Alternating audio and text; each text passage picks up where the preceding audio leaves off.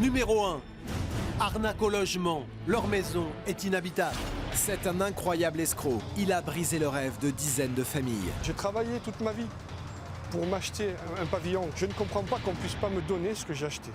Des victimes ruinées, anéanties. 4 ans après, on n'a toujours rien pour une maison qu'on a payée à 90%. Aujourd'hui, on est étranglé de dettes, ça c'est sûr. On vit un cauchemar. Un promoteur véreux, sans scrupules. Ce promoteur est milliardaire. Il vit dans des châteaux. Enquête sur une incroyable arnaque.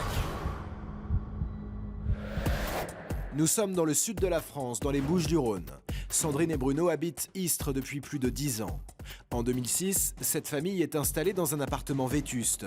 Depuis des années, ils rêvent de s'acheter une petite maison. En lisant un journal, Sandrine tombe un jour sur une annonce, celle d'un promoteur qui s'apprête à construire un nouveau lotissement tout près de Marseille. Dans un journal, dans un quotidien, il y avait une publicité et j'ai vu un septembre du T4 au T5. On s'est dit, on va aller voir. Séduits par cette annonce, Sandrine et Bruno se rendent chez le promoteur. Sur place, le couple est accueilli par un commercial chargé de vendre un maximum de maisons neuves. Le discours du vendeur est parfaitement rodé. Il vante les qualités du projet et sa situation exceptionnelle. Il présente même une brochure sur papier glacé qui n'a d'autre but que d'en mettre plein la vue. Lorsque Sandrine découvre ce document de présentation, c'est le coup de foudre. Alors voici la plaquette très attractive avec que des belles phrases. Chaque villa dispose de terrasses et jardins privatifs pour permettre de profiter en toute saison de la douceur du climat. C'est une plaquette vraiment très jolie qui montre la Provence avec de belles photos et notamment la photo qu'on a choisie sur le plan général, il nous la montre et donc ici c'est notre future maison si on réserve. Sandrine et Bruno ne sont pas fortunés, mais ce jour-là, ils ont le rêve à portée de main. Le commercial déroule un à un ses arguments afin qu'il signe le bon de commande. Un peu, pas du tout sous la pression, mais en nous disant quand même, en jouant le jeu, nous disant que c'était la dernière et tout, on a dit on réserve. Le commercial tient là l'argument qui fait mouche. Sandrine et Bruno ne veulent pas passer à côté de cette opportunité, alors ils se lancent. Pour 210 000 €, le couple devient propriétaire de cette maison, un T4 de 85 mètres carrés, bien exposé.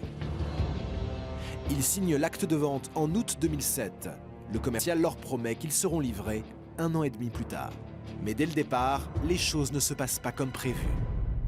On a signé donc au mois d'août. Et après, les travaux auraient dû déjà commencer, ils n'ont pas été commencés. Donc là aussi, ça a pris du retard. On avait encore toujours confiance, mais on s'est dit, bon, on rentrera 6 mois, 8 mois après. Jour après jour, semaine après semaine, Sandrine et Bruno constatent que les travaux n'avancent pas. Ils contactent alors les commerciaux, puis le promoteur, mais personne n'est capable de leur expliquer pourquoi le chantier tourne au ralenti. Moi, j'ai appelé quand même plusieurs fois en disant où ça en est. Ah ben, ils ont toujours une bonne phrase pour vous dire, ah ben, j'ai pas vu celui qui s'en occupe. Voilà, ils retombent toujours sur leurs pattes. À ce jour, Sandrine et Bruno ont versé 105 000 €, soit la moitié de la valeur totale de leurs biens. Et regardez dans quel état se trouve aujourd'hui la maison de Sandrine et Bruno. Le projet de leur vie est un chantier à l'abandon, jonché de détritus. Ils ne peuvent même pas accéder à leur habitation. Alors ici, c'est l'entrée de notre maison. À l'origine, c'est un jardin avec une petite allée en cimenté qui mène à la terrasse et à la porte d'entrée. Malheureusement, au jour d'aujourd'hui, c'est un grand trou béant. On n'a pas d'accès, nous, on n'a aucun moyen pour entrer à ce jour dans notre maison. On peut dire notre maison parce que pour ce tas de parpaings, on a quand même payé 105 000 €. On a débloqué la moitié des fonds. Sandrine et Bruno ne sont pas les seuls concernés. D'autres propriétaires ont été victimes du même escroc. Ossine, Aurélie, Dominique et Bruno, au total ce sont 23 familles qui se battent pour récupérer leurs biens que certains ont déjà payés en totalité. On a mis tous nos espoirs dans cette maison pour construire notre famille avec nos enfants et voilà. 4 ans après, on n'a toujours rien quoi. Pour une maison qu'on a payée à 90%. J'ai travaillé toute ma vie pour m'acheter un pavillon. Je ne comprends pas qu'on ne puisse pas me donner ce que j'ai acheté. Et si ces acquéreurs n'ont toujours pas leurs biens, c'est parce que les travaux ont tout simplement été stoppés. Le chantier est au point mort et certaines entreprises ont même déserté. Un certain nombre d'entreprises, effectivement, ont quitté le chantier. J'ignore totalement les raisons pour lesquelles ces entreprises l'ont fait. Peut-être que certaines d'entre elles n'ont pas été payées. Impossible pour ces acquéreurs d'avoir des explications. Les commerciaux qui leur avaient vendu leur maison ont disparu. Ils se retrouvent face à de nouveaux interlocuteurs qui ont tous le même discours. On nous informe que, voilà, que les sociétés ont changé, qu'il ne faut pas s'inquiéter, ça va reprendre. Voilà, que c'est rien, qu'il faut être un peu patient, mais qu'on sera livré dans les temps, qu'il n'y aura pas de problème de délai, etc. À ce moment-là, les propriétaires ne se doutent pas une seule seconde que le promoteur est coutumier du fait. Il se serait déjà illustré par le passé. Je crois savoir qu'il y aurait eu des difficultés comparables sur d'autres programmes immobiliers. Il semble que le gérant de cette SCI soit familier, malheureusement, de ce type de situation. Sur Internet, un blog recense d'ailleurs de nombreux témoignages de propriétaires qui auraient été abusés par ce promoteur. Lorsque Dominique le découvre, elle n'en croit pas ses yeux.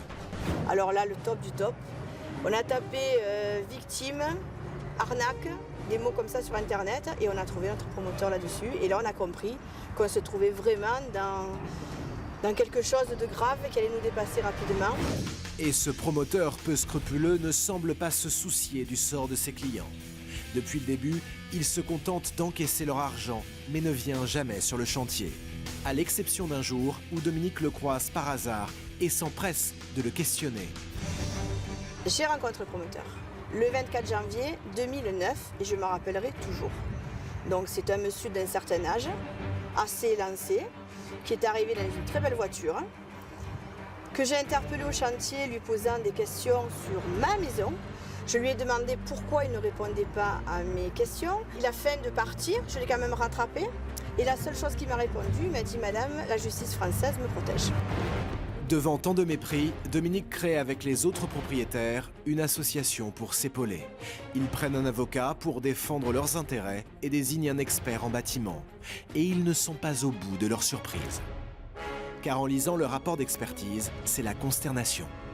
Non seulement le chantier a du retard, mais pire, la plupart des maisons souffrent de malfaçons. Toutes les maisons sont ferraillées entre elles. Donc la maison de mon voisin est en train un petit peu de s'effriter. Donc elle risque d'emporter la mienne avec. Sur ma villa, on a mis des fondations à côté des murs. Je ne sais pas si vous vous rendez compte, on a fait des fondations et on a posé les murs à côté sur la terre. Quand on va ouvrir la fenêtre, on va être direct sur la colline qui risque à tout moment de s'effondrer. Imaginez une seconde ce qui aurait pu se passer si ces propriétaires avaient intégré comme prévu leur maison. Ils auraient été, eux et leurs enfants, en danger. On aura emménagé au risque que la maison s'effondre avec mes filles dedans. Moi, franchement, ça ne me donne pas envie de faire dormir mes enfants ici. Parce que si un jour j'ai le faux plafond qui tombe sur la tête à mes enfants ils sont morts.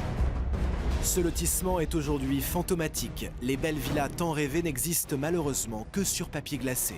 Pourtant, au total, les propriétaires ont versé près de 5 millions d'euros et l'argent a disparu. Lorsque vous mettez en comparaison l'état d'avancement des constructions avec la réalité du financement de cette opération, vous ne pouvez que constater qu'existe un fossé gigantesque entre ce qui a été effectivement payé par eux et la réalité malheureuse d'un chantier qui n'avance pas.